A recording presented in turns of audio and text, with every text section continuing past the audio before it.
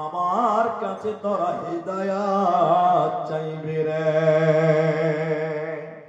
প্রকৃত হিদায়াতের মধ্যে আছে কে? প্রকৃত হিদায়াত প্রাপ্ত লোকটাকে, কোন লোকটা সোজা রাস্তার ভিতরে রয়েছে।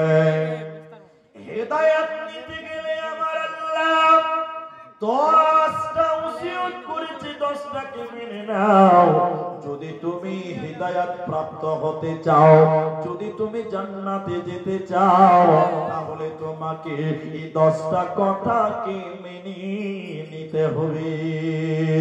প্রথম নাম্বার, আল্লাহ তাবারাক ওয়া তাআলা বলেন, কুল তাআলা আতলু মা হাররামা রাব্বুকুম আলাইকুম।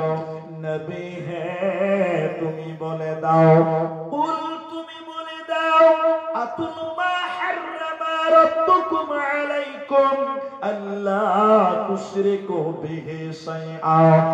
এক নাম্বার আমি আল্লাহ হারাম করে দিলাম।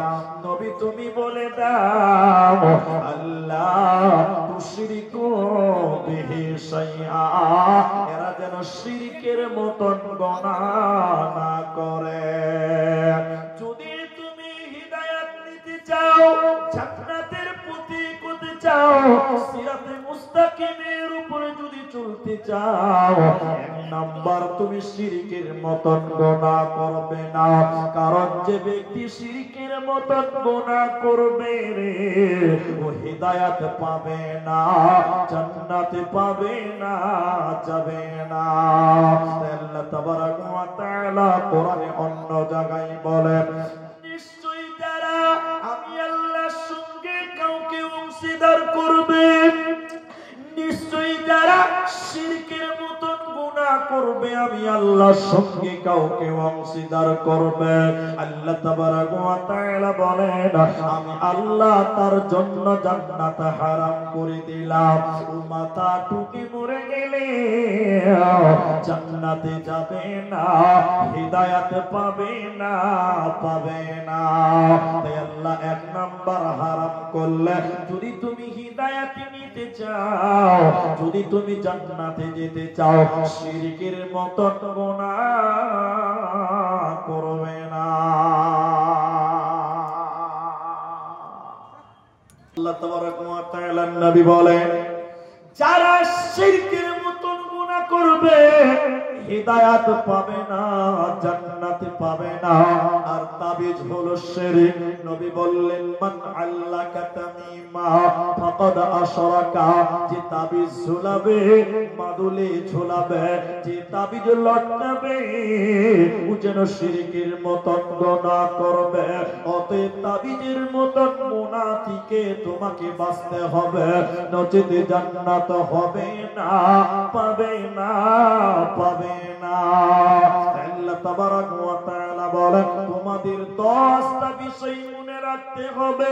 প্রথম নাম্বার আল্লাহ কোরআনে বললেন, শুনে নাও নবী তুমি শুনে নাও, তুমি আমার বান্দাদেরকে বলে দাও, তোমার উম্মতদেরকে জানিয়ে দাও, আমি আল্লাহ তাদের জন্য হারাম করে দিলাম, ওরা যেন শিরকের মতন গুনাহ না করে, নচেত হিদায়াত পাবে না, জান্নাতে দেব না, পাবে না। আল্লাহ তাবারাক ওয়া তাআলা সবকে বরদাস্ত করতে পারে, কিন্তু শিরক বরদাস্ত করতে পারে না। তাই নবীজি বললেন, শুনে নাও, তোমরা যদি আসমান পরিমাণ গুনাহ করো, তোমরা যদি পৃথিবী পরিমাণ গুনাহ করার পর আল্লাহ দয়ালু মাফ করনে ওয়ালা, এই নিয়তে যদি আল্লাহর কাছে মাফ চাও, রব্বুল আলামিন তুমি আমাকে মাফ করে দাও, তুমি মাফ করনে ওয়ালা। নবীজি বললেন, শুনে নাও, আল্লাহ তোমার আসমান পরিমাণ গুনাহ কেউ মাফ করবে বান্দা, পৃথিবীর সমান গুনাহ কেউ মাফ করবে বান্দা, যদি তুমি শিরকের মতন গুনাহ না করো।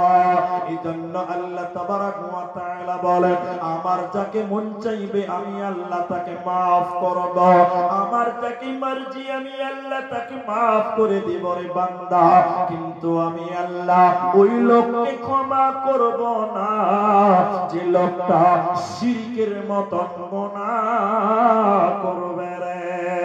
অতএব মুশরিককে আল্লাহ maaf করে না, মুশরিককে জান্নাতের রাস্তা দেবে না, হিদায়াতে পাবে না, পাবে না, পাবে না।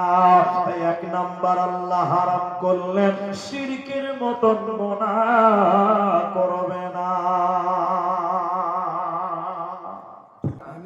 ছাগলের বাচ্চা 4টা মানুষ হয়ে গেল, তাবিজ লাগলো না।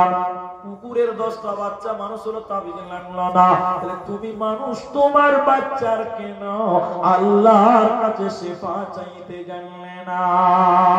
দ্বিতীয় নম্বর আল্লাহ বলেন, যদি তোমরা হেদায়েত নিতে চাও, যদি হেদায়েতের উপরে চলতে চাও, দ্বিতীয় নম্বর আমলটা শুনে নাও, ওয়াবিল ওয়ালিদাইনি ইহসানা, মা বাপের সঙ্গে ইহসান করো, আব্বা মায়ের সঙ্গে ভালো ব্যবহার করো।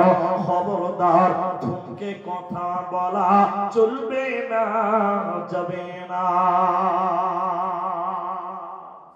এটা বিশেষ সময় লাগবে না, 2টি কথা খালি বলবো ভাই। মা বাপের ব্যাপারে এখন অনেক অ্যালার্জি হয়ে গেছে। কিছু কিছু বুড়া লোক, এদিকে দেখেন, বুড়া লোক মুলবিদের কাছে এসে বলে, মুলি সাহেব বাপ মায়ের হক সম্পর্কে খানিক বলেন, ছেলে মেয়েরা ভাত দিচ্ছে না। এই রোগ আছে না নাই ভাই?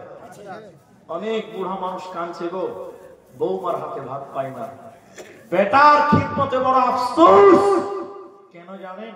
আমি বানিয়ে বলছি, এটা হাদিস কোরআন নয়, আল্লাহর কসম এটা হাদিস নয়, কোরআন নয়, তাফসীর নয়, কিচ্ছু নয়। কারণ বানিয়ে বানিয়ে বলছি আপনাকে, এটা আবার কোনো দলিল পাইবেন না। মেয়েরা শ্বশুরকে ভাত দিচ্ছে না কেন? ও মায়েরা, প্রথমে কারণটা শুনে আপনাদেরকে বলি, বেটা কেন বাপকে